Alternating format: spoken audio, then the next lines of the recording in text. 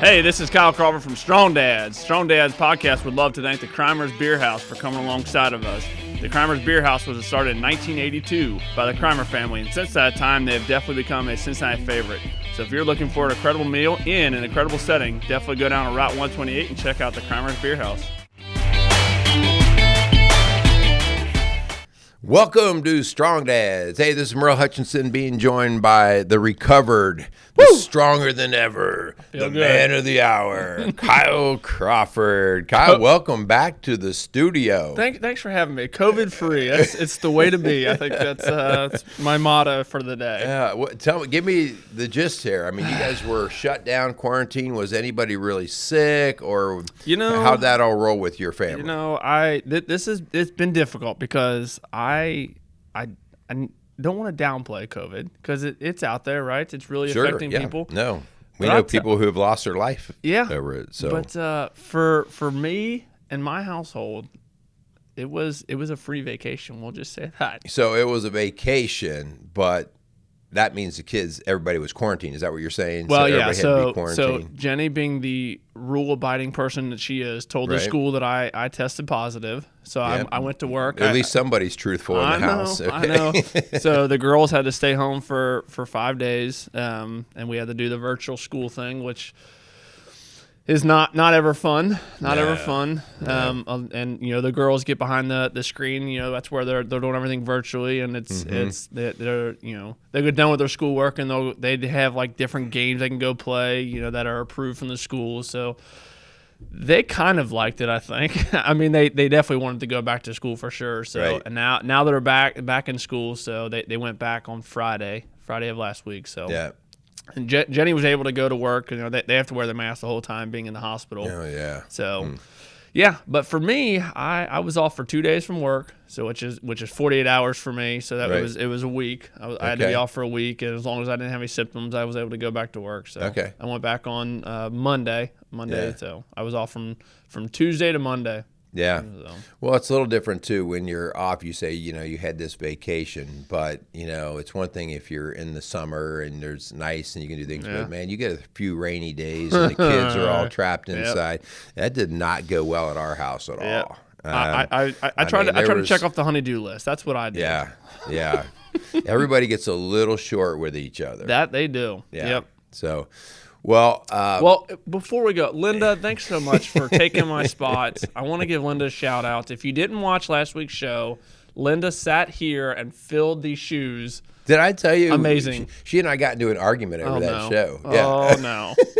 So, Linda, if you didn't listen, you got to go listen to last week's show of Strong Dads. Linda and I did that show, and because Kyle said, hey, I got a quarantine, I've got COVID, so we were going to be talking about how to protect the marriage. And I said, hey, you know what? I mean, my wife and I do this for a living, right? Yeah, so you even said it was like God divine, like he made made it happen.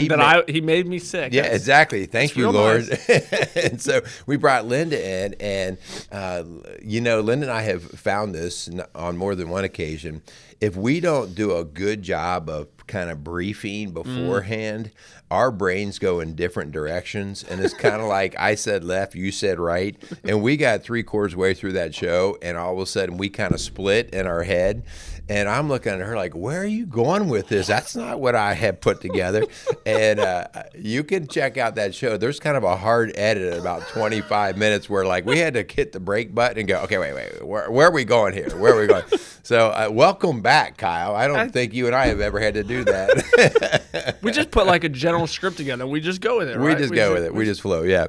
So that was funny. But anyway, Linda was a great sport, and thanks, we Linda. appreciate that. I appreciate it. She's a fine lady, so thank you, Linda.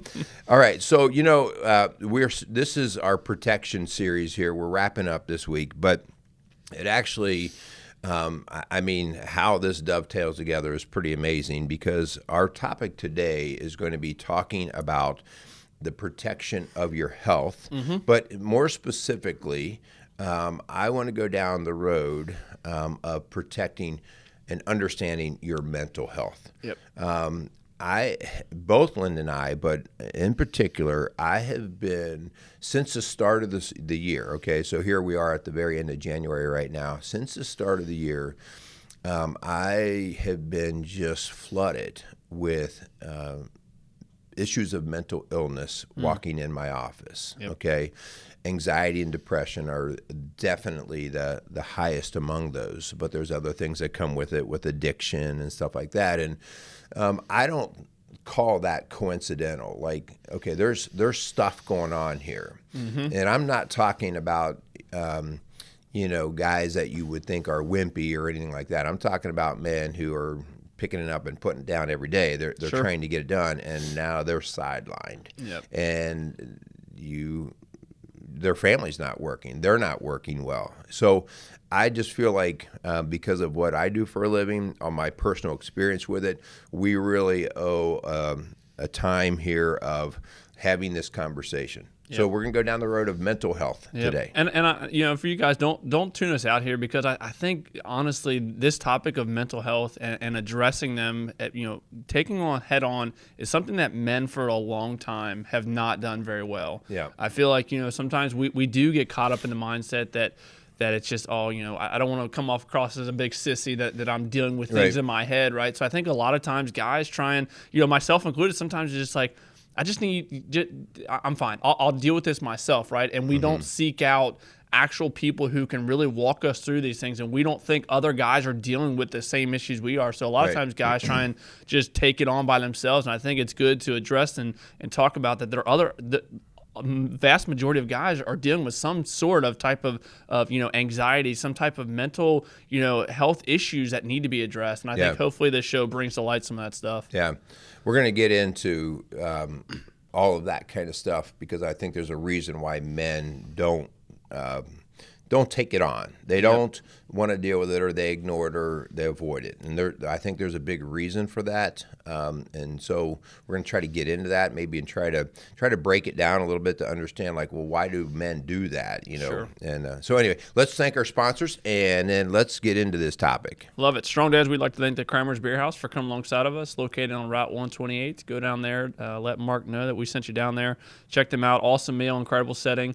Thanks so much to Kramer's Beer House. All right. Also want to thank Casey's Outdoor Solutions for being a sponsor of Strong Dads. So Casey has been with us now for a couple of years, and he continues to be a provider and supporter of our work that we do here. So we want to thank Casey. So do us a favor and go down and thank Casey for his support of these messages, and check out what he's got going on there. I know it's not spring yet, but it will be. Someday it will be. I think that last night our small group, one of the guys said it was like 54 days until springtime. And then the other guy's Who's counting? And then the other guy was like 321 days till Christmas. I'm like, Yeah. oh, God. Oh, smack him. Yeah. Well, All hey, right. Merrill, I got a question. So Yeah. you were talking about guys coming into your office, dealing with the anxiety and mental health issues.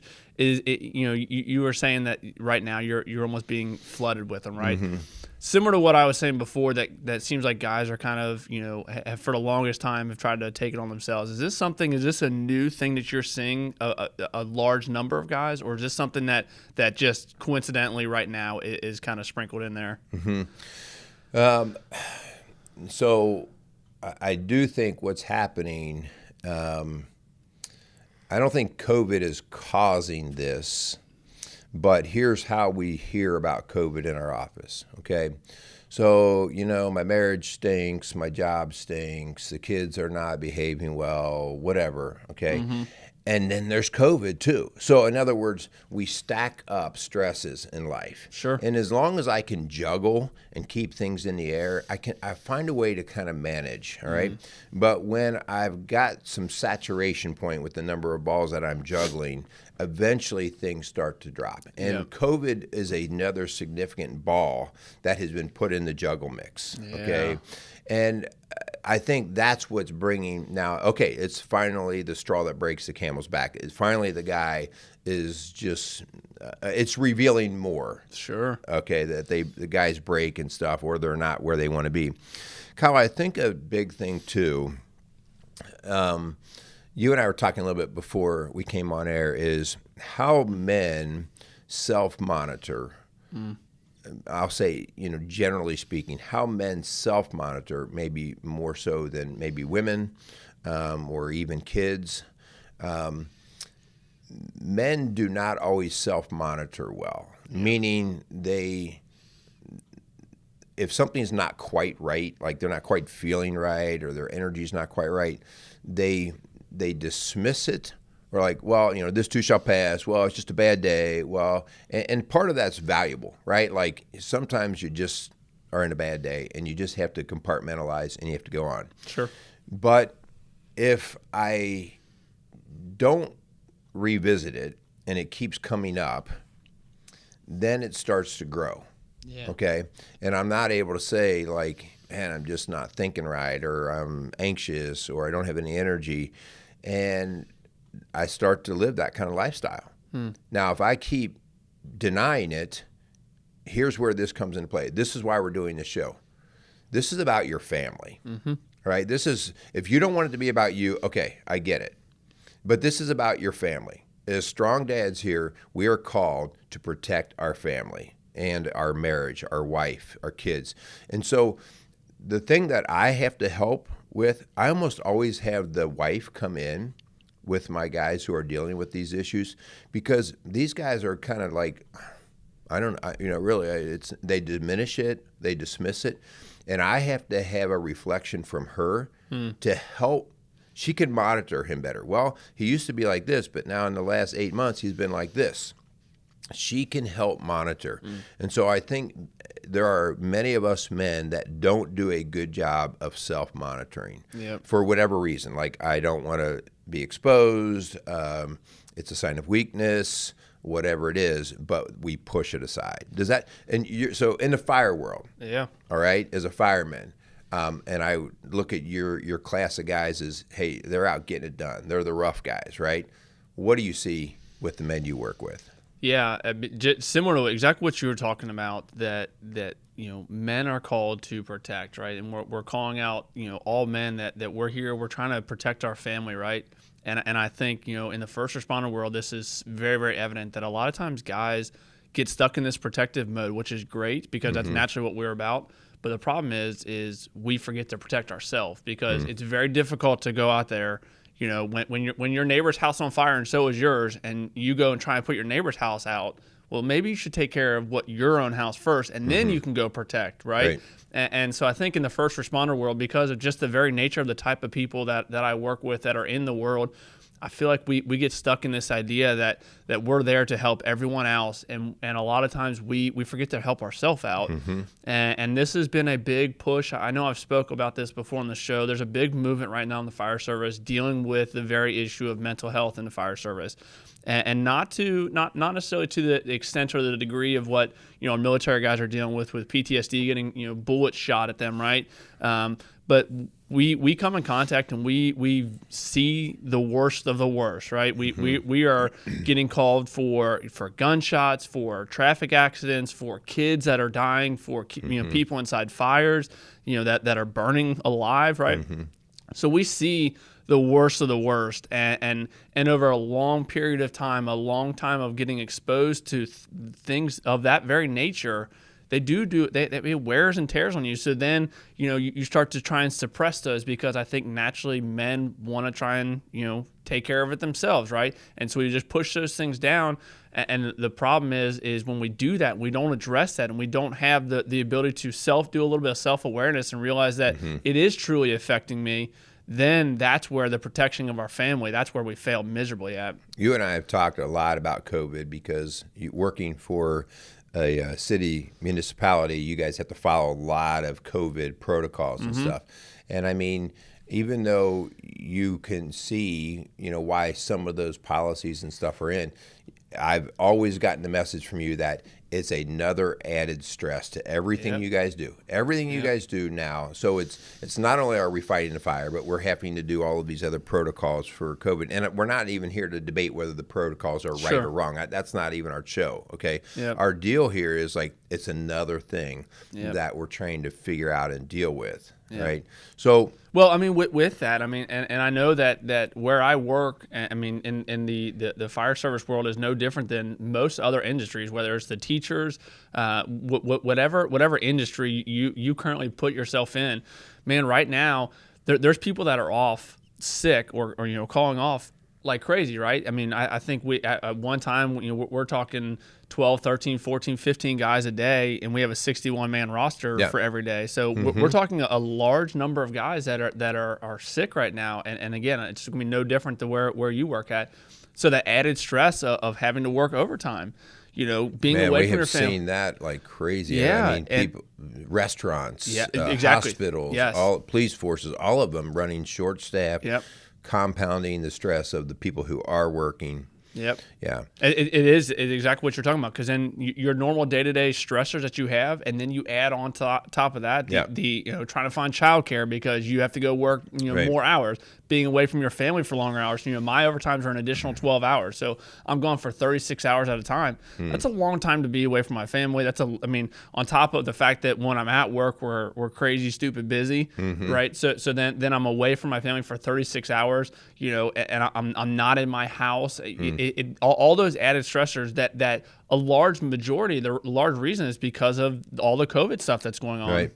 And Kyle, I think we need to add on to this now the duration of COVID. If we, if I see a 3-month season of something, yes, I'm all about like strap up your boots there, buddy, and let's go. You got 3 months. We've talked about seasons before. Yeah, but now this season it's the fatigue season, right? Like now you're getting 2+ years, and these things continue to be. So again, bringing it back, like let's talk about prevalence of mental illness, how we can start to take care of ourselves, how we can help men and women or whoever would be listening to this show. Okay, so I think just like we talk about, people get the cold, all right, people get the flu, people get COVID.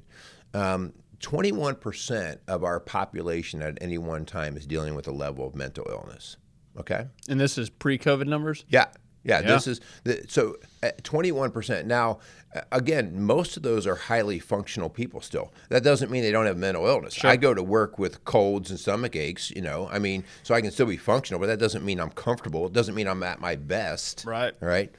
In particular, I see when I deal with men, I would rather, and I'm speaking from the chair I sit in, I would rather work with somebody with anxiety than depression. And I say that because anxiety is so uncomfortable, all right? Anxiety creates a response that makes you come out of your skin, right? Everything from I feel nauseous, like I'm going to get sick, to I can't focus on anything, I don't sleep, I'm miserable, I'm having panic attacks. You go through one panic attack, and I've shared my whole story on that here before, okay? You go through that panic attack, it's like a place I don't ever want to visit again. So it's a significant level of pain and discomfort that becomes a motivating factor for people to want to get help. That's huge, okay? And that's why I'd rather work with those people, because they feel like the house is on fire, I got to do something. So they're much more motivated. Typically, they're much more motivated to get something done. And they tend to follow our work protocols better, like when we're trying to help them, different strategies. Okay. Depression's tough, man. Depression's tough because all of us can live in a kind of low-level funk. Sure. Right? Like, I just don't have the energy, but, I'm just kind of muddling through it. I'm not having panic attacks, but I just don't see the purpose in a lot of things, but I'm able to kind of muddle through, okay? It's kind of like wearing wet clothes. You know how, like, it's not going to kill me, but these are really uncomfortable, okay? But people can do that for the longest time. How many times have you seen little kids wear their shoes backwards? right shoe on left foot, and you're like, dude, like it? They're like, oh, well, whatever, I'm still doing it. Yep. And so depending on the level of depression, listen, there's levels of depression where people can't get out of bed, okay? Sure. But depression, people can muddle through it a little bit more, and they can hide it a little bit better. Anxiety, I just see it, and I'm just talking personally here how I actually see it. It screams a whole lot louder at people. So do you, and maybe this is just me being naive or not, well versed on this. To me, when I think of anxiety, I always say anxiety and depression. Is that something you see a lot of? both together, or because the way you Yeah. just explained it, it sounds like you can have anxiety and not be depressed, or you can be depressed and not have anxiety. Is that true? Yes, it is true. So it goes to a little bit of our wire. We don't know exactly why people go to those different directions, but we know that we have a problem with neurotransmitter production and how it's being sustained in the synapse of the brain. And so by our wiring, some people have a tendency when they're stressed to go into anxiety. Okay, so we've talked about fight or flight. I actually talk about three things: fight, flight, or freeze. Okay, because freeze or do nothing is kind of that depression state. Okay. So I often try, when I'm trying to figure things out and I'm working with guys, I see that anger, okay, I will throw anxiety, depression, anger, right, shutting down, all of that. And that's a whole lot more based off of personality, okay? Like I'll have a guy who comes in with raging anger, people like he's yelling and screaming all the time, he loses his temper. That is in that same mix. Gotcha. Okay, there are stressors that are not handling well. They go to the fight mode, where another guy goes to the flight mode, right? The anxiety mode. Another guy goes to shutdown mode. He can't function, and that's that depression. Do you see anxiety and or depression as can it be an acute thing? Can it be a short period of time, or is it traditionally a very chronic issue that guys are dealing with for a long period of time? That's a great question. So in my work, and I'm not speaking now out of a textbook, okay? Sure. I'm talking about which I think most guys don't relate well to textbooks. I mean, I know I don't. I want to know real world experience. What are guys actually dealing with versus what somebody wrote in a book? Right. So, what you tend to see is I categorize these things in my work like, okay, I need to separate. So if I'm going to help you, I need to separate. Is this situational anxiety, depression? Or is it chronic? Okay, and so situational, I can attach it to typically like a type of event. Okay, so the loss of a loved one, the loss of a job, a bankruptcy, something like that. And I kind of have to then, that could be a week-long thing, or that could be a 3-month thing, but we go through the grieving process, or we go through the healing process. And again, I'm not even going to say how long that process takes, but it's that event that triggered it, and then we're working through that event. When we get that event kind of buckled up, so let's say you lost your house in a fire, okay? 6 months later, when your house is restored and everything's back, the depression lifts because you got life back in its flow. So that was a situational kind of event. The chronic things are, you can have a situation that kind of triggers it, but it doesn't even take much of a situation, all right? And so a lot of times we try to like, well, it must be my job, and what we see is that a lot of times with those people, we can't even quite figure out what triggered it. That was my case, okay? My anxiety, I couldn't even tell you what was triggering it. Like, I would just be driving down the road with nothing on my mind, and all of a sudden, I would feel the response of a panic attack, and within a minute, I'm off the side of the road, and I'm trying to get help, okay? Where did that come from? And after dealing with that for 3+ years, I had to realize, okay, something's wrong with me. Yeah. And that's, I've come out on the air before many times, like, that's the mental illness. I could never attach it to something, all right? And I had to study that. I had to get help for that. And that's still part of my walk, right? But it's very treatable. I've been on treatment for 30 years now. I have played with that. I forever I was frustrated with, I should be able to pray this away. I should be able to, I'm not ever dismissing the power of prayer. But when we have a mental illness, we treat, if I fracture my leg, I can't pray my leg into healing. It's going to heal. I need to get it to heal properly. Yep. Okay.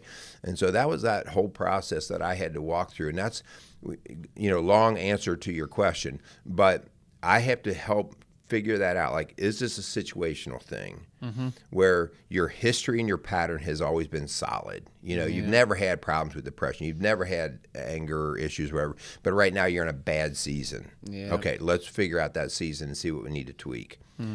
If it's like, I've really been struggling with these things for a long time. I've just never really isolated it. Okay, maybe we have a chronic condition. Yep. I mean, those are good stuff, man. Let's move into, one thing we're big here at Strong Dads is we can sit around and talk about the problems and the problems in which we face, but if we just stay there, we're not becoming strong men, right? Mm-hmm. So let's move into what can we do? How do we begin to first off realize that we there are mental health problems in the male culture and in men. And then how do we fix that? Like, let's move into that. And I think a great place to start, you were talking about this, Merrill, about, if you have a fractured leg, like there's treatments you can do. Man, one of the things that's happening right now in the fire service, at least where I work, there's a lady that's actually going around and she is talking. Her husband is a former Covington fireman, and he actually killed himself.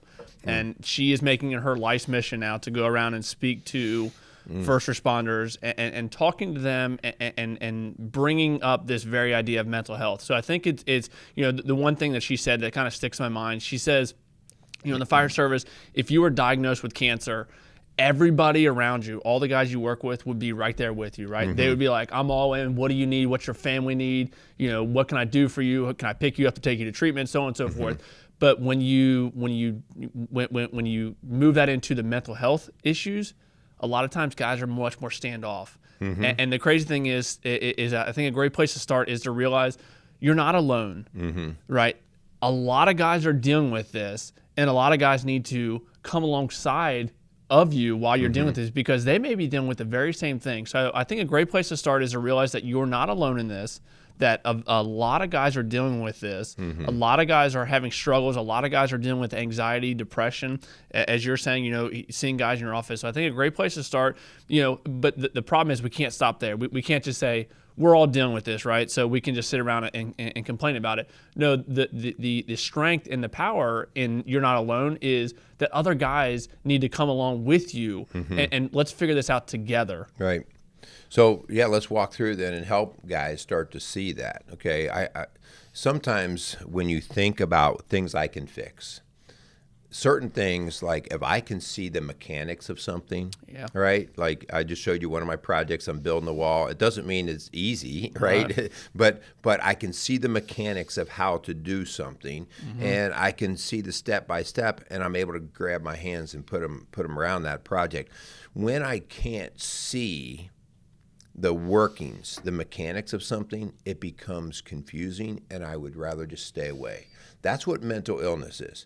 If I have a fractured leg, I can see it. Yeah. All right. I can see it. I can see how the doctor's going to put it back in place. All right. And so the tangibility of that makes me go, oh, I can go there. All right. Sure. Mental illness is like looking at an electric circuit board. Like, I know that computer's working, but I have no clue how it's working. Yeah. Okay. And so the idea of me jumping in and fixing a computer, just cut my fingers off, because that's not going to go well, right? So it's that unknown, and that's what happens with how men see mental illness. It's kind of like the electric circuit board where they have no idea where to go. So our first thing that I really want to start to and just encourage men to do is start being aware. I used the phrase before, self-monitoring. Yeah. Okay? Just be aware of your trends. Be aware of the load of stress. I'm not telling you right now that you shouldn't have stresses. I mean, as men, as women, all of us, we have stresses. I'm asking you to be aware, okay? There's a difference of driving on an old country road where you're the only car versus in a city traffic jam. Yep. I need to be aware of my surroundings, of what I'm walking through in life at that moment, okay? Yep. So my first thing is just back up for a second and look at where your life is, all right? Are you changing jobs? Do you have kids? Are you under financial stresses? Be aware of what's going on. Yeah, I like that. One of the things with that being aware, I think is really important, is to allow people in your life to speak into that very idea. That not only should you be aware of first off, the idea that mental health is a real thing and real guys are dealing with it, right? So we're aware of that issue and being aware of those stressors. But I think bringing along your spouse, bringing along a group of other guys, with you in that, because man, if you try and do this by yourself, you can be aware of what you're dealing with all day long. And sometimes we put up our own blinders and we don't even allow ourselves to not, we may know that there's stressors out there that trigger us, but when those stressors happen, we just put up blinders and just, I'll take care of this myself. Right. So I think part of the being aware is bringing alongside your spouse, bringing alongside your friends with you in this challenge, right? So when those people do speak into you and do say, hey, I'm starting to see some patterns, some things that are going on in your life, man, you one of the big things, you have to listen, right? It's one thing if you just hear it, but we actually have to listen to what our loved ones, our friends and family are saying to us about, hey, something's not right here. You're acting a certain way. And, that we can't just continue to dismiss that and just say, oh, whatever, I'm having a bad day, which again, we all have bad days. But when that trend, those patterns that come up and it's being brought to your attention, man, you have to take steps. You have to take actions to address those very issues. Yeah. I mean, that's why they're called family, right? They're in your inner circle. Yep. So you have to allow them to weigh in on that. And I would also then, I don't take that lightly. Like, we have to be careful at how we weigh in to people in our family when they're struggling. If I'm always sarcastic or I'm always, a smart aleck and I'm always saying stuff like, dude, you're a nutcase or whatever, you start to lose credibility to when you actually do see something that you feel like you want to, help that person with. So as a family member, I have to be a little bit careful, especially I see this with our kids. Like, as a dad, I kind of have to be careful with how I speak to my kids, because you mentioned a word that I want to make sure that all you guys out there hear. I have to observe patterns, okay? Patterns of behavior are what when you're talking about being self-aware, that's what I'm looking for. I want my spouse to observe patterns. I will observe patterns with my spouse. If one day you come in here, Kyle, and you tell me, man, I lost it at work today. Oh, man, I got so mad. I threw a hose I'd be like, oh, okay, whatever. If I'm hearing that same type of story multiple times in a relatively short duration, I got a different radar going off in my head. I'm like, dude, in the last 2 months, you've told me 5 times that you've lost it at work. Yeah. This is a pattern, and I have a responsibility, and you personally have a responsibility to go, I've got to figure this out. What's going on? All right. So patterns are important. Whether I'm seeing a pattern of depression, I see this, men calling off from work. You know what? In the last 6 months, you've called off 8 times. You didn't show up for work. That's a pattern, dude. That's a pattern. And if you're the wife of a man who's doing that, you need to be able to call that out. You have to call it out appropriately. If you yell it and scream it, you're probably going to shut them down more. If you're like, hey, I'm kind of concerned. Like, this was never your behavior before, and now I'm seeing you calling off and missing work. Okay. So shutting down, avoiding situations like, I don't want to go to the party anymore. I don't want to go to church. Withdrawing. Oh, this is a pattern. Okay. Yep. That was my pattern, by the way. Avoidance. That was my pattern. I got to a point where after 6 months, I didn't really want to go anywhere. All right. And I have a wife who wants to go everywhere. Okay. Sure. And so she was noticing, like, what's going on here? Yeah. Right. And I'm just fine here. And I'd make up, like, I'm going to work on this project. I'm going to do this. I'm going to do that. And the reality of it was I just couldn't handle being out in people. So patterns. With this idea of the patterns and your family speaking into you, man, I think as a man, as a strong dad, it is your responsibility to give permission to your wife, to your friends, to speak into you. This is something, as I spoke, the Covington fireman, his wife has made it her mission. She came and spoke to our entire department about this very issue of mental health. And I felt it was my responsibility to go home and to talk to Jenny about this and tell her that this is a real thing going on in the first responder world, and that I need to give her permission that if she sees something. I did the same thing with my small group. I told those guys, hey, this is something that is very, very prevalent. This is going on in the fire service, in the first responder world. I need you guys to speak truth to me if and when you see these very issues. So I think it's one thing to be aware of the issues, to look for your own patterns going on, But man, if similar to what you're saying, you know, if you're a spouse and you see those things and you just begin to go about it in the incorrect way, I think as a man, it is our responsibility to give permission to our spouse to be able to say the hard things, to say the things that are not comfortable to speak to, you know. And again, it's obviously, you know, how you say. Hopefully, you know your spouse well enough to know the way in which to, you know, address those issues. But man, I think it is our responsibility as men to know that this is a real thing, and we need to truly give permission to our loved ones to speak in. Because my friends in my life, the people that I entrust and I do life with, they know that they have my permission to speak in. But if I never give them, and it's not necessarily you have to, you know, verbalize, hey, I'm giving you permission. But man, when you do life with other people, when you're sharing life, they know. My best friends in this world know that they can speak a little bit more harsh, where some of my other friends, I know we have to do a little bit different. Right. And I think that's just knowing your audience, knowing the people that you're speaking to. But I think it's really important to give permission to people to speak into you. Yeah, the inner circle. Yeah. So another area, Kyle, like once I start to get into this, I've got to check off the boxes of some simple things. They seem to be simple, but the reality of it is they're not. Some self-care, okay? So self-care are really some basic fundamentals. This helps me determine whether I'm dealing with just a situational thing or whether I've got a more chronic thing. Self-care, are you getting the sleep you need? All right, we know 7 to 9 hours. All right, I just shoot for the 8-hour mark. I've got to have that. That's actually when the healing takes place. If I have a bad situation, if I suffered a loss or something, healing takes place during the sleep patterns more so than in the awake patterns. And so self-care, are you sleeping? Okay. Are you eating properly? So throwing in junk, like a lot of sugar. I'm a sugar freak. We also know that a lot of people with anxiety and depression crave carbohydrates. All right. So, okay, you think that's just random? I don't think so. Your body's craving the relaxation from serotonin, and sugar does that, but it also then throws you into a funk because it messes with the rest of your body chemistry, with blood sugar levels increasing and decreasing and surging. So sugar cravings, carbohydrate cravings are things, I need to keep those in check, okay? Exercise patterns.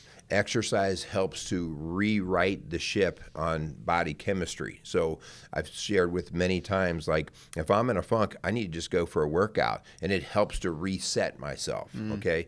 So these self-care things, relaxation, family time, prayer time, church time, these are all self-care things. And so when I'm in a more stressful time, like this COVID and that, I need to be even more vigilant about making sure I'm taking care of myself, all right? Sometimes you can cheat, right? But if you're cheating all the time, you're going to pay for that. Yep. Alcohol and drug use. We use those like we use sugar, all right? But it creates that better feeling, maybe I shouldn't even say feel good, that better feeling to mask what we were feeling. When I was going through a lot of anxiety early on, alcohol at least allowed me to chill out a little bit and at least get back in my skin, okay? And so you start making those connections. So self-care is huge. Yep. And with that self-care, man, when's the last time, and I'm going to lump myself into this, when's the last time you didn't have this in your face, your phone? That's a big one, yeah. Your phone. And this is something I know for the work that I do, my first 20 minutes of driving home, I'm in complete silence. It's just something I know that I need to do. I got to do a little decompression. When's the last time this wasn't the focal point of everything going in your life? Because you can see all the problems in the world going on right here in this phone, right? Yeah. And I think it's important because when we get so attached to this, we lose sight of then not only is this your main focus, but then when your wife may be speaking into you, all you're worried about is this. And again, I'm lumping myself. You get so attached to this, right? We're 2022 here. This is like that, and now more than ever with the virtual,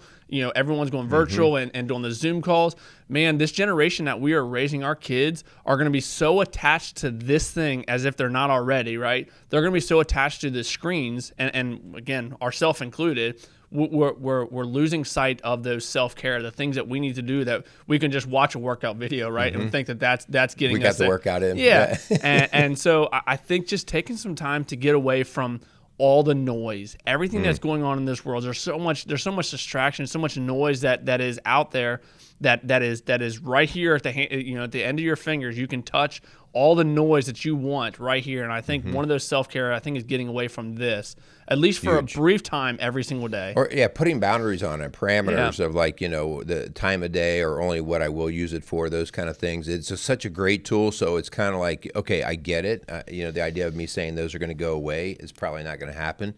Kyle, you bring up a very interesting point. So one common thing that I often hear out of my guys who come in with significant depression, I see this more with depression than I do anxiety. I'm not saying it doesn't happen with anxiety. They become phone starers. Okay, in other words, they're sitting at home doing a whole lot of nothing, and they're just going through like YouTube videos.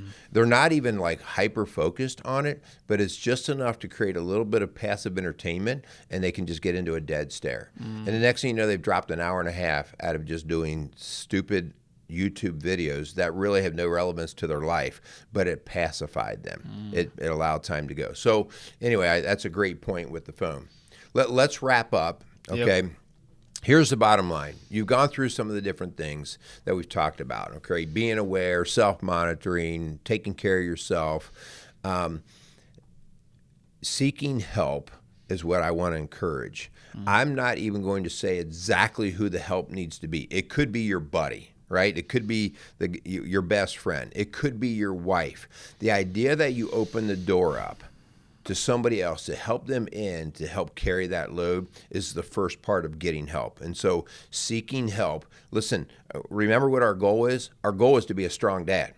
If I can't be the dad and husband I want to be, then I need to get some of that help. And so I want to encourage, get some help, all right? In my case, I had to go to a doctor, all right? If that's what it means, then go to a doctor. If you need to go to a counselor, I mean, at Rock Solid Families, this is what comes in our door, all right? I want to encourage you, even if you just came in and said, I just want to talk. Can I just lay this out and just let's go back and forth and get some perspective? Come on in, all right? Let's figure that out, because once you open the door to help, you see that this is a very, I won't say easy, it is very accessible to help. Okay, there's a lot of help out there, but you do have to walk through the door. Yep. I love it. Yeah, I mean, I think that there's so much there. Just let's instead of just continuing to put Band-Aids over our problems, let's rip the Band-Aid off. Let's expose those problems, actually going out there and getting the help that we need as men, because, similar to what we've been talking about this whole time, it's going to be very difficult to be a great husband, very difficult to be a good dad, unless you yourself have protected yourself from mental health stuff, because it's there. It's there, so it's about time we start addressing it. Good deal. So hopefully you found the show to be helpful. Mental illness is real. We want all of our guys on the front lines doing life with their family and their coworkers. And if something's taking you off of the front lines, then let's get some help. You're made for a purpose, with a purpose. And so let's get you out there and get it done. So if I can help you with any kind of coaching or counseling, please reach out at rocksolidfamilies.org. You can email me directly at hutch@rocksolidfamilies.org. Kyle, you still don't have an email address, so yeah. So feel free, reach out. Do not let yourself get stuck in this muck, because I hear this a lot, like, I don't want to be on medicine because I'm concerned about the side effects. Let me remind you, there are side effects, significant side effects of not dealing with your illness, and in this case, your mental illness. Not dealing with it, you will see years of wreckage and damage done to your life and the people in you. So don't discredit the magnitude of that side effect. Yep. I like maybe if I called you Hun like Linda does. Maybe you get Hun. She calls you Hun a lot. Maybe I'll call you Hun, and then I'll get an email. We got called out on that once. Really? Yeah, for her calling me Hun. somebody shot us a message and said, "You call him Hun too much." Well, I saw you reciprocated a couple times. You called her. Hey, I like that's what we do. I mean, there's a lot of other names she could call me, so I'm good enough with Hun right now. I like it. Yeah. So Go, Hun. Close us out, Hun. Thanks so much for Carmen's Beer House, Casey's Outdoor Solution. Really do appreciate them for coming alongside of us. Share the heck out of this show, man. If you guys know someone out there who is dealing with this, who you're able to speak truth into them, man, share the heck out of this show. We'd love to come alongside and hopefully be of some support and some help in that. So really appreciate you guys. Go out there and be some strong dads.